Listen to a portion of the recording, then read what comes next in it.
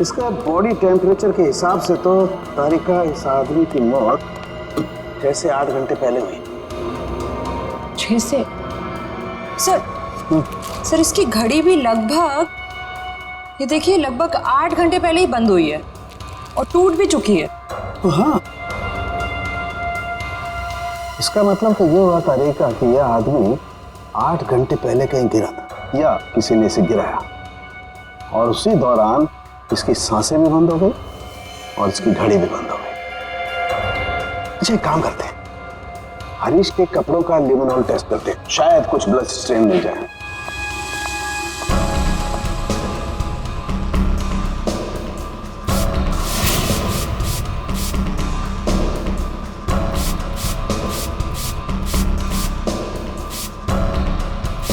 एक मिनट, ठीक है।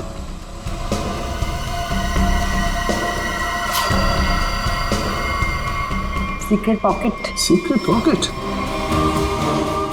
अच्छा, चलो इसको टेस्ट करो।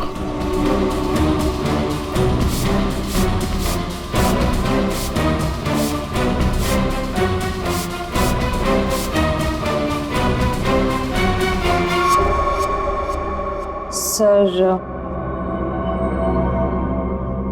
टेस्ट तो नेगेटिव है। कपड़ों में कोई खून के अंश नहीं दिख रहे। कमाल है, एक लाश को एक आदमी डिक्की में उठा करके रखता है और उसके कपड़ों पर कहीं भी कोई खून का धब्बा नहीं है। सर, हो सकता है उसने बीच में शायद अपने कपड़े बदल लिए हो। अरे हाँ, कपड़े बदल लिए हो, लेकिन लाश को उठा करके रखा है, उस लाश को जिसके सर पर चोट लगी है, तो सर से खून बहा होगा, न सिर्फ कपड़ों पर, उसके शरीर पे भी कहीं तो खून लगा होगा ना। खून का कोई धब्बा ही नहीं। एक बार फिर से चेक करते हैं, चक्कर क्या है।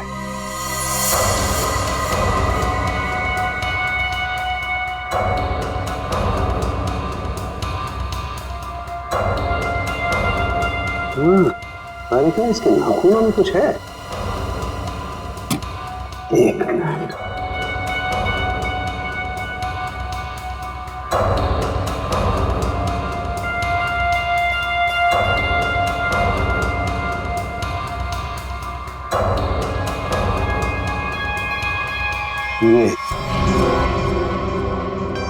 यही हमारा सुराग है। हाँ। अच्छा, इसकी और बाकी की चीजें चेक की थी कपड़े के अलावा? हाँ सर, बस जूतों में से थोड़ी मिट्टी मिली है। मिट्टी मिली है? हाँ, दिखाती हूँ।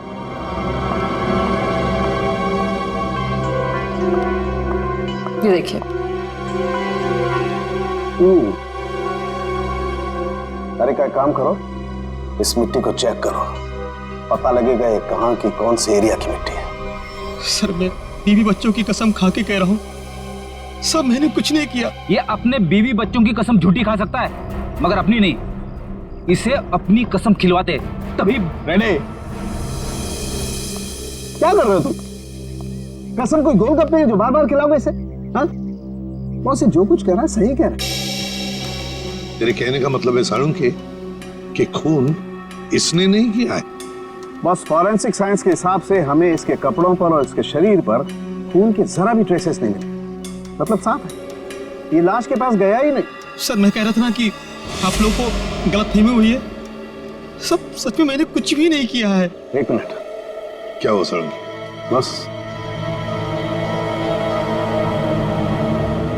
बस ये देखो, यहां पर से पेंट खुरचा गया है और यही पेंट मुझे लाश के नाखूनों में मिला है।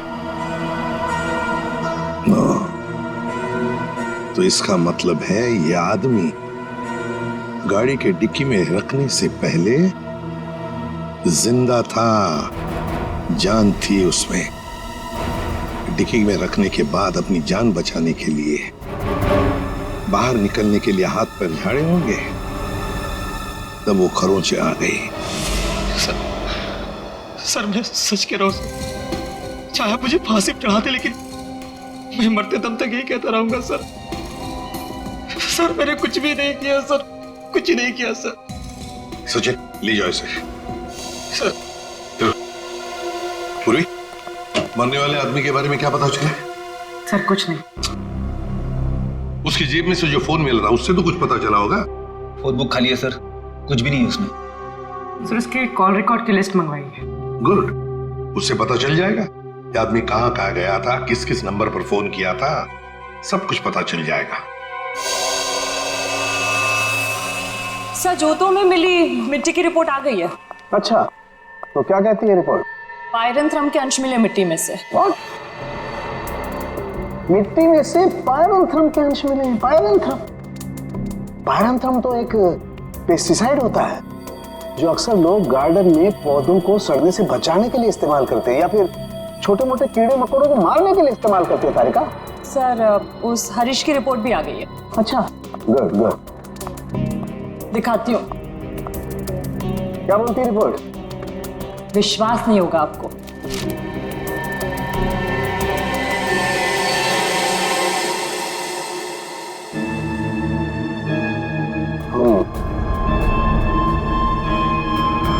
ये बात है।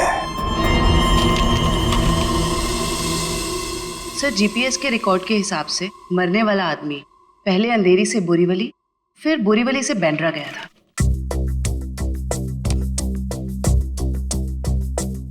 अंधेरी से ये गया बोरीवली और फिर बोरीवली से आया बैंड्रा। इस आदमी की मौत 8 घंटे पहले हुई है। 8 घंटे पहले तो जीपीएस से पता चल सकता है कि मरने से पहले आखिरी बार वो कहां पर था। बॉस, जरा रिपोर्ट देखो।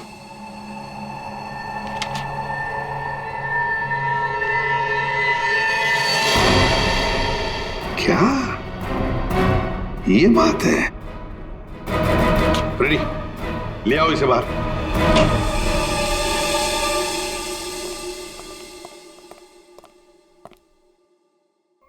क्या खून के साथ साथ ड्रग्स का भी धंधा करते हो? ड्रग्स? हाँ, ड्रग्स। तुम्हारे कपड़ों में से अंश मिले हमें ड्रग्स के। सर मैं पैसों के लिए ड्रग्स सप्लाई करता हूँ, लेकिन मैं कातिल नहीं हूँ सर, मैं सच कह रहा हूँ। आज 8 घंटे पहले कहाँ थे तुम? सर 8 घंटे पहले मैं सेंटा क्रूज में था सर, वहां से मुझे दादर माल सप्लाई करना था, बस सर मैं दादर आया और वहीं पे गाड़ी पार की। तुम किसके लिए काम करते हो? उसका नाम नहीं पता सर। सर एक आदमी मुझे पैसे और माल देता था, बस मैं उस माल को डिलीवर करता था सर। सचिन, नारकोटिक्स डिपार्टमेंट को सारी इंफॉर्मेशन दे दो, इसने जो भी कहा है वो। बॉस, मरने वाले के बारे में एक और खास जानकारी मिली है। वो क्या? उसके जूतों में मुझे मिट्टी मिली है और उस मिट्टी से ये पता चलता है कि आखिरी बार वो किसी गार्डन में गया था। पूरी काम करो, जीपीएस से पता लगाओ आखिरी बार वो आदमी गया कहां था और क्या उस जगह के आसपास कोई गार्डन है क्या?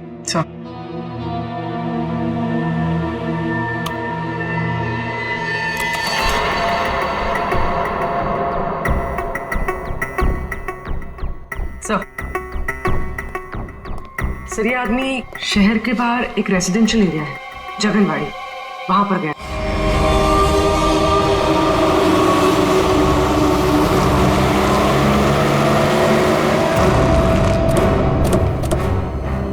सर जीपीएस के हिसाब से ये वही जगह है जिसे हम ढूंढ रहे हैं।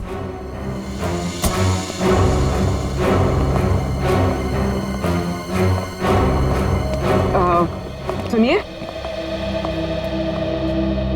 आप जानती हैं इसे? हाँ, ये तो सुरेश है, हमारे पड़ोस में रहता है, वो रहा उसका घर। पर आप लोग कौन है? देखिए, हम लोग सीआईडी से हैं।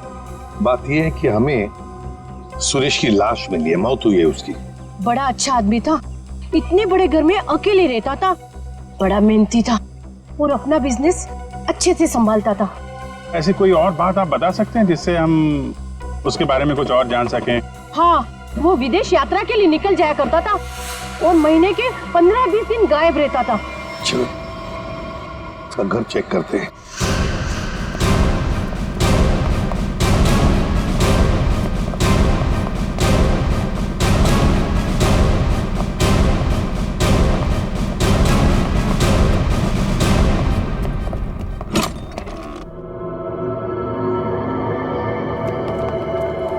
दरवाजा खोले? हाँ?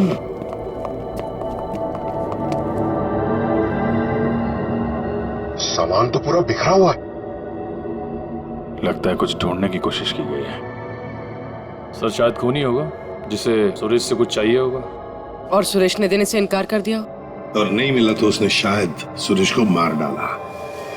अच्छी तरह से घर की तलाशी लो, देखो कुछ मिलता है क्या।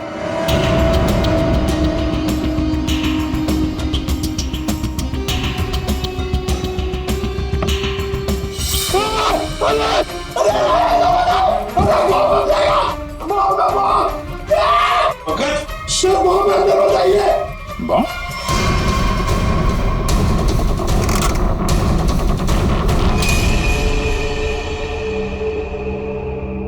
खाली है, अंदर कुछ भी नहीं।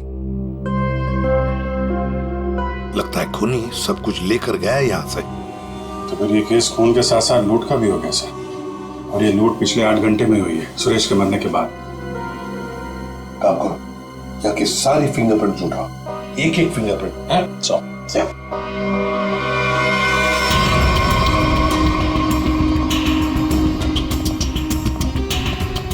क्या आप बता सकती हैं पिछले 8 घंटों में घर में कोई आया था या घर से कोई बाहर गया था? मैंने किसी को आते जाते तो नहीं देखा। हाँ, एक लाल रंग की गाड़ी खड़ी देखी थी, वो पहले कभी नहीं दिखाई दी, पहली बार देखी थी। शायद उसी में खूनी आया होगा सर। उसका नंबर कुछ याद है आपको? कुछ देखा था? आगे के कुछ नंबर तो याद नहीं, हाँ पीछे के कुछ नंबर याद है, 2 3 3 4 ऐसे कुछ था। 2 3 3 4। Thank you very much. आपको पता नहीं आपने कितनी बड़ी मदद की है हमारी। अभिजीत, लाल रंग की वैन जिसका नंबर है 2 3 3 4, पता लगाना पड़ेगा और सारे कंट्रोल रूम्स में इसकी इंफॉर्मेशन भेजनी पड़ेगी।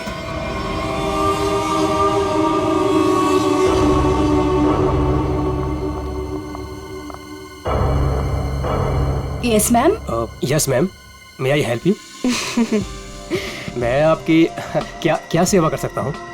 वैसे तो आप बहुत कुछ कर सकते हैं, लेकिन अभी फिलहाल सिर्फ पता बता दीजिए। ये मेरा कार्ड है और you call me any time. इसमें मेरा एड्रेस भी है। Very funny.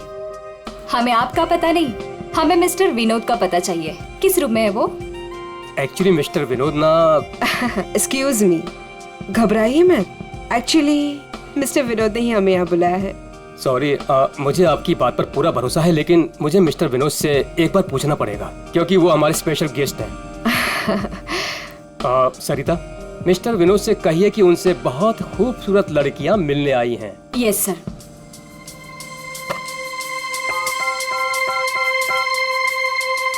मिस्टर विनोद, आपसे 2 लड़कियां मिलने आई हैं। ओके, जाइए आप, आपको मिस्टर विनोद ने बुलाया है। Room number 305।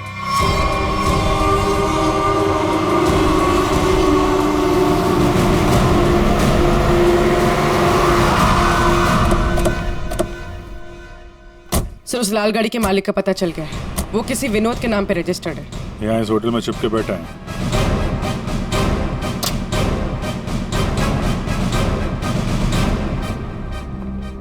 Yes sir. भाई साहब, आपके यहाँ कोई विनोद नाम का आदमी ठहरा है क्या?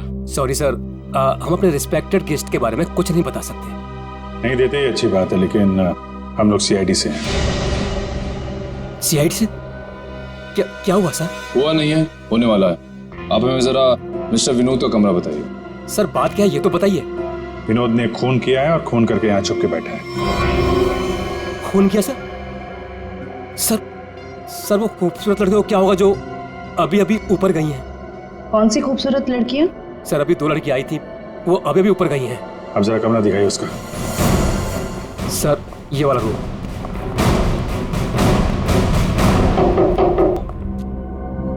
मिस्टर विनोद,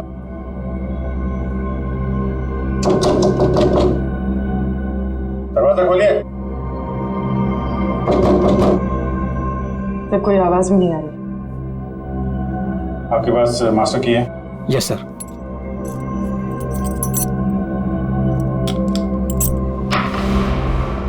विनोद,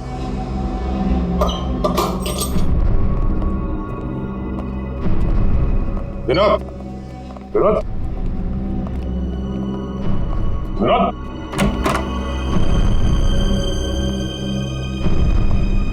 यहाँ कमरे में तो कोई भी नहीं है।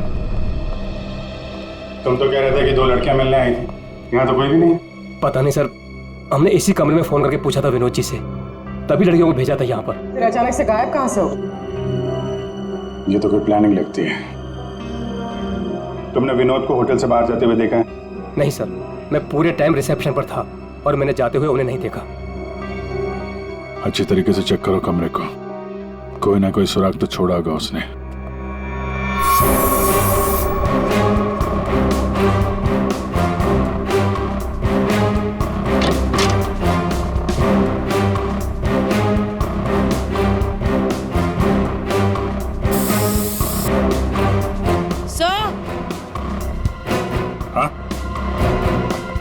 सर, ये खून के निशान।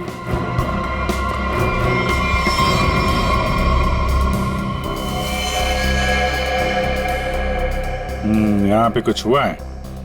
सर, कहीं विनोद ने उन दोनों लड़कियों को मार के उनकी लाश को होटल में कहीं छुपा दिया और मौका देख के यहाँ से भाग गया।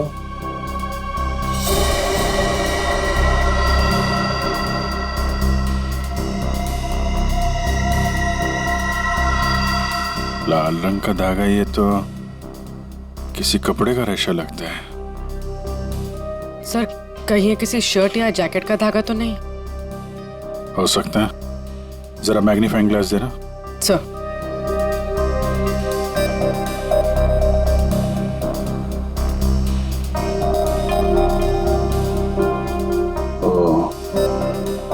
इस पे भी खून लगा हुआ है। तो धक्का मुक्की में जब यहां से निकला होगा तो ये कपड़े का रेशा यहां अटक गया। मैं सब एक बात बताओ, ये जो लड़कियां आई थी उनमें से किसी ने लाल रंग का कुछ पहना हुआ था क्या? हाँ सर, एक लड़की ने लाल रंग का ड्रेस पहन रखा था। फिर तो उस लड़की की ड्रेस का धागा ही है। और इन दोनों लड़कियों को रिसेप्शन पे तो किसी ने देखा नहीं जाते हुए। इसका मतलब हो सकता है ये होटल में ही होता हो। ठीक है, पूरा होटल छान मारा। पूर्वी, ये जो लॉबी में सीसीटीवी कैमरा लगा है ना, उसकी फुटेज चेक करो। अगर वो लोग होटल से बाहर गए होंगे, लॉबी से होकर ही जाएंगे।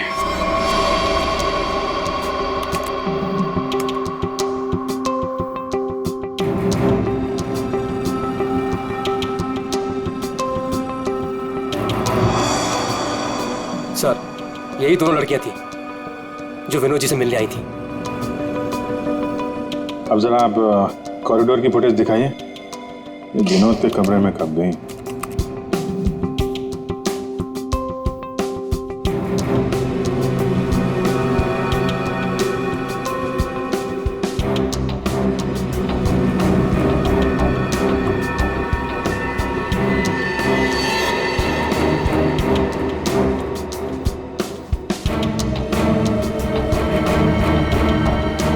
ये लोग अंदर तो नहीं थी। अच्छा, फॉरवर्ड करो बाहर का भाई।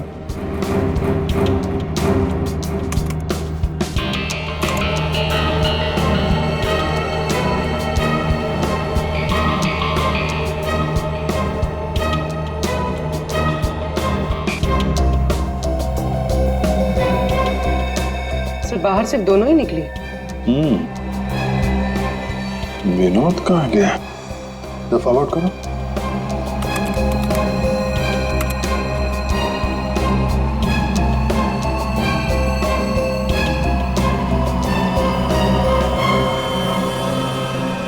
तो विनोद कहाँ गया? सर, रूम में भी नहीं था और बाहर भी नहीं निकला। फिर ये विनोद गया कहाँ? एक मिनट, जब वो फुटेज दिखाना जब लड़कियां कमरे से बाहर निकली थी।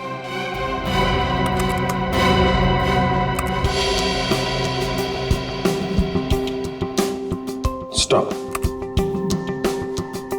सूटकेस देखा? अब जरा वो फुटेज दिखाना जब ये अंदर गई थी।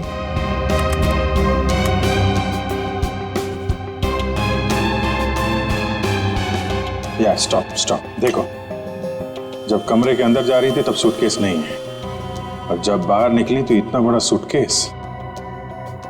कहीं ये विनोद सूटकेस के अंदर तो नहीं? सूटकेस में विनोद? हाँ, मार के अंदर डाल दिया हो। अब जरा एग्जिट की फुटेज दिखाइए। इन दोनों लड़कियों ने होटल कब छोड़ा? सर ये तो एक ही औरत बाहर जाते हुए दिख रही है, दूसरी औरत कहाँ गई? दूसरी कहाँ है? फॉरवर्ड पर।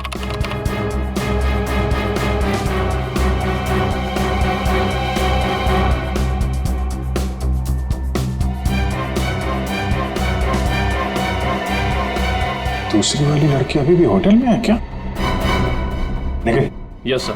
जितने भी एग्जिट है ना होटल के सब बंद करवा दो। ठीक है सर। मैनेजर साहब, यस सर। सारे केस को नीचे बुलवाइए। जी। पूर्वी, इस दूसरी लड़की की फोटो ब्यूरो में भेजो। अपने क्रिमिनल डेटाबेस से चेक करो, इसके बारे में कोई जानकारी मिलती है क्या? कोई क्रिमिनल रिकॉर्ड है इसका? गेट क्यों बंद है? आप प्लीज इसे खोलिए, हमें घर जाना है। और ये कोई तरीका है? हम इज्जतदार लोग हैं, आप ऐसे हमें रोक नहीं सकते। आप लोगों को जो परेशानी हो रही है उसके लिए माफ कीजिए, लेकिन ये केस की जांच चल रही है, उसके लिए हम आशा करते हैं कि आप लोग कानून की मदद करेंगे। ये फोटो देखिए, इस औरत को पहचानती है? कहीं देखा है आप लोगों ने इस औरत को? कौन है ये औरत सर?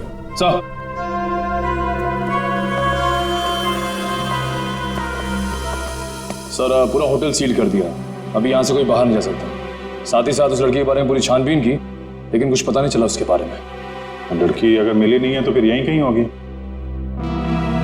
मैनेजर साहब, कोई और दरवाजा है जहां से होटल से बाहर जा सकते हैं? सर यहाँ पे कोई खुफिया रास्ता तो नहीं है, लेकिन पार्टी हॉल में एक दरवाजा है जहां से बाहर जा सकते हैं। लेकिन वहां पर तो पार्टी चल रही थी। अरे पार्टी चल रही थी, बाहर तो जा सकते हैं ना। तुम फोटोग्राफर इधर आओ। यस। तुम पार्टी में थे? हाँ सर। फोटो खींची? यस। कैमरा दो।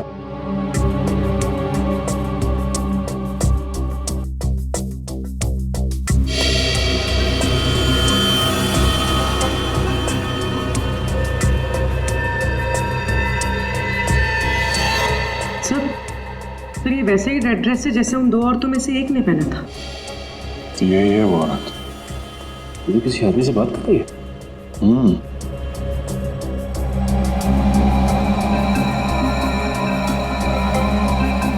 एक मिनट, आप जिस औरत से बात कर रहे थे उसको जानते हैं? कौन सी औरत? ये औरत। मैं इसे नहीं जानता। कोई बात नहीं, हम लोग पता लगा लेंगे। पार्टी कहाँ चल रही थी? सर उस तरफ।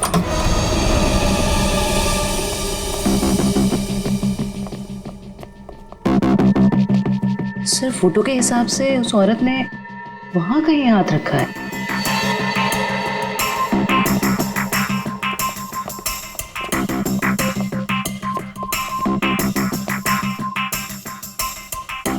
यहाँ पे प्रिंट तो दिखाई दे रहा है। यहाँ पे हाथ रखा, पास में दरवाजा है, यहीं से निकल गई होगी। उठाओ इस प्रिंट को।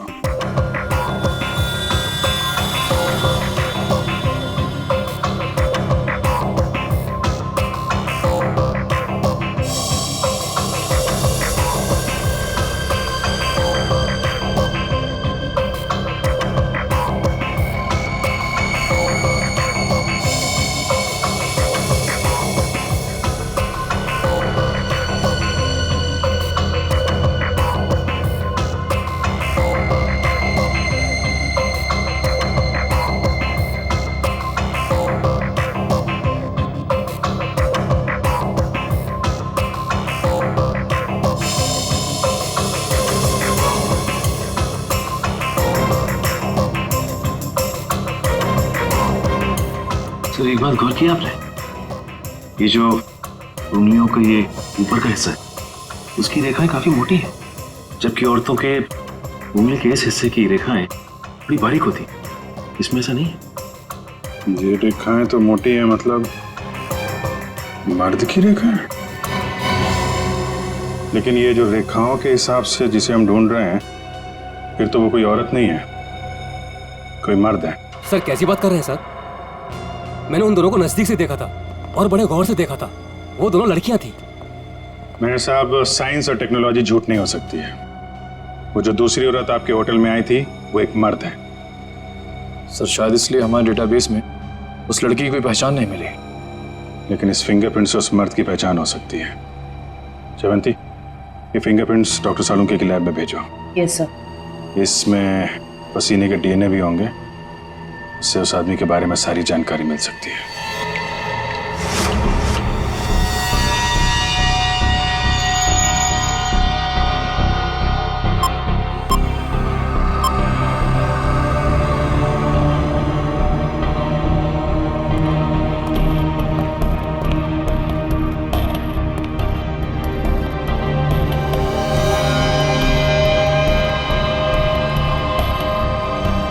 सालुंके के पसीने से जो डीएनए का टेस्ट किया उसका क्या रिपोर्ट आया? बस पसीने से डीएनए तलाश कर रहे हैं, जूता चप्पल तलाश नहीं कर रहे। टाइम लगता है यार, लंबा प्रोसेस है। अच्छा, मतलब मुजरिम हमारे हाथ से निकल जाएगा, उसके बाद में तू रिपोर्ट देगा। अच्छा सर, इसका मतलब हमें कुछ और एविडेंस की तलाश करनी होगी उस कातिल की पहचान के लिए। अच्छा, अब आप भी बोलने लगे। Very good. मतलब इससे पहले कि मैं कुछ बताऊं, आप लोग पहले ही अपने नतीजे पर पहुंच गए। अब यार ऐसी उल्टी सीधी बातें करने में जो टाइम वेस्ट कर रहा है उससे बेटर है काम पे लग जाता तो कुछ हाथ लग जाता। यार सच कहूं ना तो कई बार तुम लोग, और खास करके तुम, मुझे बहुत हर्ट करते हो। मैंने दिल दुखाया? मैं क्या तेरी गर्लफ्रेंड हूं? हैं? नाटक बंद कर और साफ साफ बता क्या मिला। चल। इस पसीने में हमें कुछ ऐसा पदार्थ मिला है जिससे हम खूनी के काफी नजदीक तक पहुंच सकते हैं। क्या मिला? इसमें हमें हाइपरडोल नाम का एक पदार्थ मिला है जो अक्सर दवाइयां बनाने के काम में आता है। जो दवाइयों में इस्तेमाल होता है, मतलब जिसका भी पसीना है वो बीमार है, ये तो कोई भी बता सकता है। लेकिन कोई ये नहीं बता सकता है कि उस बीमारी का नाम है हाइपोक्रोनिया। हाइपोक्रोनिया ये एक जेनेटिक डिसऑर्डर है। इस बीमारी की वजह से इंसान कई बार अपना दिमागी संतुलन खो बैठता है, जिस वजह से उसका शरीर भी उसका साथ नहीं देता और वो इंसान इधर उधर यूं ही बिना जाने घूमने लगता है। लेकिन ये बीमारी हमारे देश में बहुत कम लोगों में पाई जाती है। It's a rare disease. Boss, बहुत कम ऐसे अस्पताल हैं जिसमें हाइपोक्रोनिया नामक बीमारी का इलाज होता है। अच्छा, हाइपोक्रोनिया। सचिन, ढूंढो सारे हॉस्पिटल्स जहां पर इस बीमारी का इलाज होता है और वहां से उनके पेशेंट्स की लिस्ट भी लेकर आओ। हमें जिसका इंतजार है वो उन्हीं लिस्ट में से कोई एक है, उन्हीं पेशेंट्स में से कोई एक। हेलो डॉक्टर साहब। Hello, yes. हम लोग सीआईडी से हैं। एक्चुअली हम लोग एक खून के केस की जांच कर रहे हैं और हमारा सस्पेक्ट आपका मरीज है। कौन है वो? ये तो आप बताइए। आप किसी ऐसे आदमी का इलाज कर रहे हैं जिसे हाइपोक्रोनिया नाम की बीमारी है? इस बीमारी का इलाज तो मेरे पास 3 लोग करवा रहे हैं। शायद इनमें से एक हमारा सस्पेक्ट है। ओके।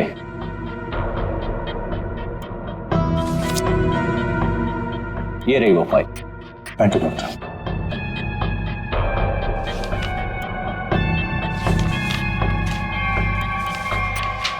हाँ? ये तो वही आदमी है जो होटल में था, तो निखिल के साथ दरवाजे बंद करवा रहा था। तो ये है वो दूसरी औरत।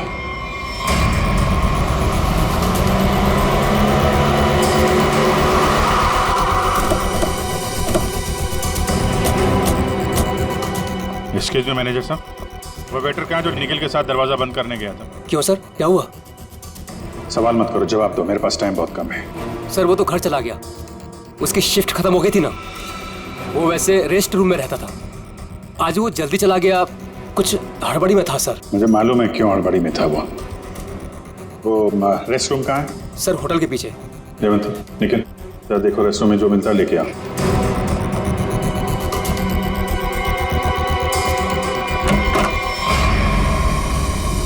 ये लॉकर है।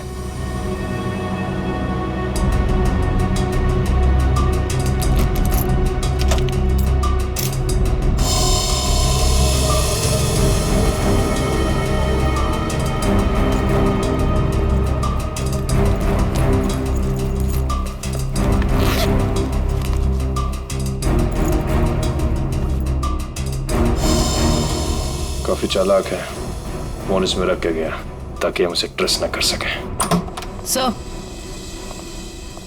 सर ये बैग और ये मोबाइल फोन मिला है। बैग में और कुछ है? नहीं सर। लगता है वेटर बड़ी जल्दी में था, अपना सारा सामान यही भूल के चला गया। फोन लॉक है, इस फोन को अनलॉक करवाओ, इसके अंदर जितनी फोटोज हैं, वीडियोज हैं, कॉल लिस्ट सब छान मारो। अब ये फोन ही हमें उस तक पहुंचाएगा।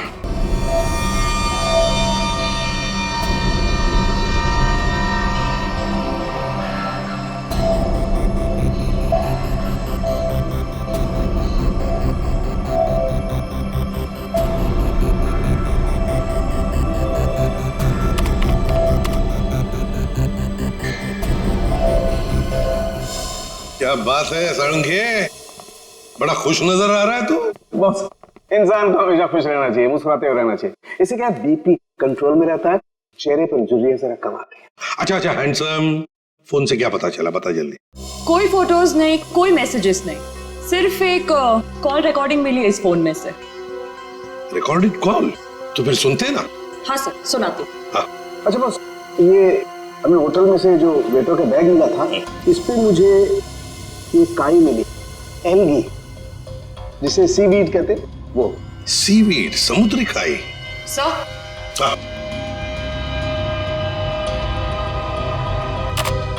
यस।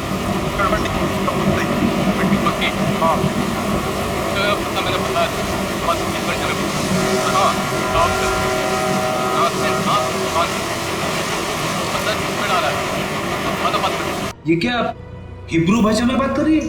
अरे नहीं फ्रेडी, बैकग्राउंड में साउंड बहुत है, इसलिए ऐसी आवाज आ रही है। सर दो लोगों की बात करने की आवाज है।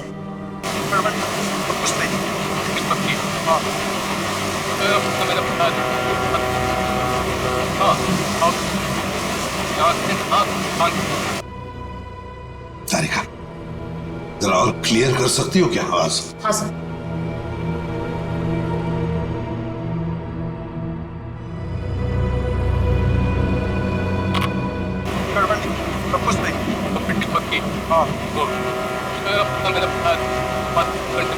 लगता है कोई खास डील की बात चल रही है। सर लेकिन डील कहाँ होने वाली है इसका पता नहीं चला। पता चल सकता है सचिन, अगर आवाजें साफ सुनाई पड़े तो। सर इसके लिए हमें इस टेप को आईटी डिपार्टमेंट भेजना पड़ेगा, ताकि वो साउंड्स को अल्ट्रा फिल्टर करके ह्यूमन वॉइस को एक्सट्रैक्ट कर सकते हैं। नहीं, हमारे पास वक्त नहीं है।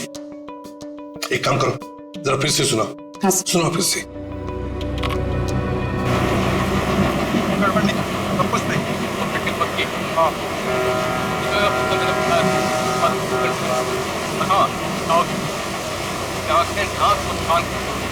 सर ये तो किसी पानी के जहाज के सायरन की आवाज है। जयवंती, फॉग हॉर्न का आवाज है ये, फॉग हॉर्न। अक्सर जब फॉग होता है ना, कोहरा होता है, तब ये सायरन बजाया जाता है बाकी जहाजों को सतर्क करने के लिए। सर मतलब जहाँ ये कॉल रिकॉर्ड हुआ है वो जगह बंदरगाह के पास है? बिल्कुल, जल्दी से जल्दी ये जगह ढूंढनी चाहिए, पहुंचना चाहिए हमें, इससे पहले कि ये डील हो जाए। Let's go.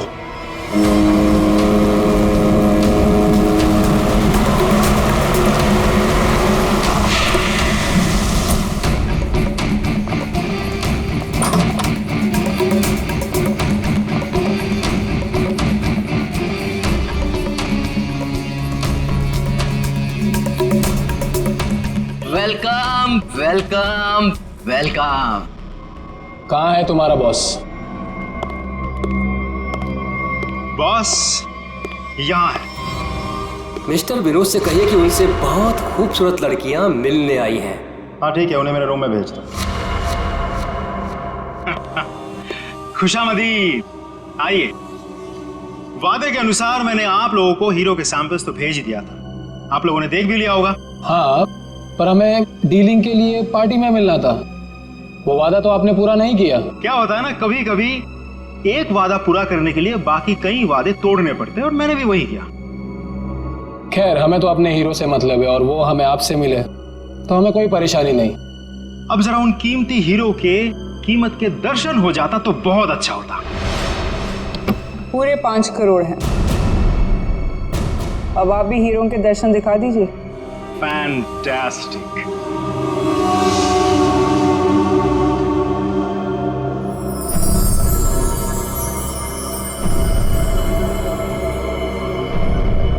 Thank you very much.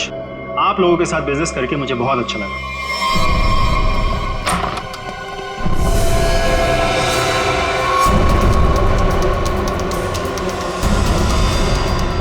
चलो फटाफट, जल्दी जल्दी चल ना, जल्दी चल। तुम लोग? हाँ चल, सेवा करने के लिए आए हैं। चल जल्दी चल। हाथ ऊपर, हाथ ऊपर। चल। देखो, ये तुम लोग अच्छा नहीं कर रहे हो, ये अंजाम बहुत बुरा होगा, मैं बता रहा हूँ। तेरे बुरे अंजाम का तो फैसला उसी समय हो गया था जब तू हम लोगों को धोखा देकर हीरे चुरा कर भागा था। अब ये हीरे हमारे साथ ही जाएंगे और तू जाएगा ऊपर भगवान के पास, समझा? देखो, ये सही नहीं हो रहा है। मैं तुम्हारा दोस्त हूँ ना। दोस्त? डंक मारने वाला दोस्त? तूने क्या सोचा हमें भी सीआईडी की तरह धोखा देगा? नहीं, कभी नहीं होगा ऐसा।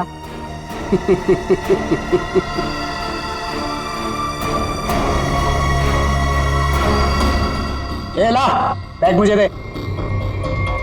धोखेबाज!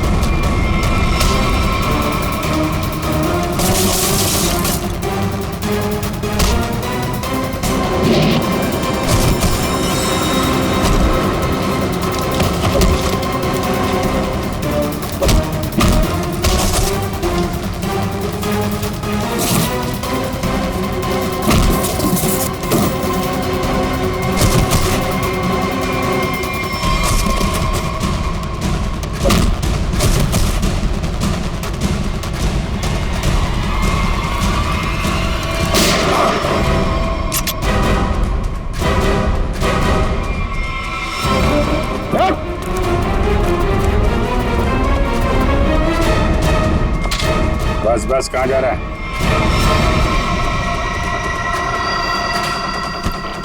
बहुत होशियार समझता है।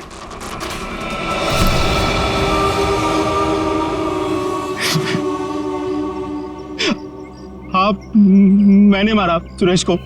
क्यों मारा? हीरो के लिए। हीरो के लिए? हमें पता चल गया था कि सुरेश विदेश से हीरा स्मगल करता है। हमने तभी सोच लिया था कि क्यों ना रास्ते में ही हीरे लूट ले उसके और रातों रात अमीर बन जाए, इसलिए खून कर दिया उसका। क्यों? सर, हम सुरेश को मारना नहीं चाहते थे। हमें पता चल गया था कि सुरेश हीरे लेकर मॉल के पार्किंग लॉट में था। हम बस उससे हीरे छीनकर वहां से चले जाना चाहते थे, और सुरेश ने हीरा अपने घर पे छुपा के रखा था। तुमने उसके घर की चाबी छीनने की कोशिश की, लेकिन सुरेश ने आसानी से तुम्हें चाबी नहीं दी। मजबूरन उसे मारना पड़ा सर। फिर सुरेश की लाश तुमने हरीश की गाड़ी की डिक्की में डाल दी। उस वक्त हरीश मॉल में गया था ड्रग्स का डील करने के लिए, है ना? और फिर हम सुरेश के घर पे चले गए, वहां से हीरे लिए और अलग अलग हो गए ताकि हम पे किसी को शक ना हो। पर दूसरों को धोखा देने वाले खुद धोखे में आ गए। वो हीरे नकली थे। क्यों? और असली धोखेबाज तो विनोद था, जिसने असली हीरे अपने पास रख के नकली हीरे हम लोगों को थमा दिए। तो तुमने सोचा कि विनोद के मार का बदला भी पूरा हो जाएगा और हीरे भी मिल जाएंगे, है ना? हमें पता चल गया कि ये हीरो का सौदा होटल में करने वाला है। पर विनोद को पता चल गया कि उसके पीछे सिर्फ तुम ही नहीं, हम भी पीछे पड़े थे। और इसीलिए मुझे अपना प्लान बदलना पड़ा। मैंने कुछ पैसों के लालच देकर वेटर को अपने साथ मिला लिया और अपने आप को होटल से गायब करने का सारा इंतजाम कर डाला। इन वेटर्स को औरत बनाकर, हैं? तुम में से एक ने इसे सूटकेस में बंद करके होटल से बाहर निकाल दिया। लोगों को लगा कि विनोद मर गया है, विनोद गायब और तुम्हारा भी काम हो गया। क्यों? Master stroke. और उसके बाद किसका रोल शुरू हो गया? वेटर का। हाँ, विनोद के बाद हीरो का सौदा मैंने ही किया क्लाइंट के साथ। पर हमें विनोद की चाल का पूरा अंदाजा था, इसलिए हमने कभी यकीन नहीं किया कि विनोद मर चुका है। हम विनोद के क्लाइंट को पहचानते थे। जब हमने वेटर को क्लाइंट के साथ देखा तब हम पहचान गए थे कि विनोद ने उसे अपने काम के लिए रखा। तब हमने इसे पैसे दिए और इसने हमें विनोद का लोकेशन बताया। विनोद, अपने दोस्तों के साथ प्लान बनाकर तुमने हीरे लूटे और फिर लालच में आ गए। तुमने सोचा क्यों न सारे हीरे मैं अपने आप के लिए रख लूं, इसलिए उन्हीं दोस्तों के साथ तुमने धोखा किया, गद्दारी की। असली हीरो की जगह नकली हीरे दे दिए उन्हें। इस सारे चक्कर में तुमने एक खून भी किया, सुरेश का खून। कानून तो तुम्हें कड़ी से कड़ी सजा देगा, शायद फांसी होगी तुम्हें, फांसी।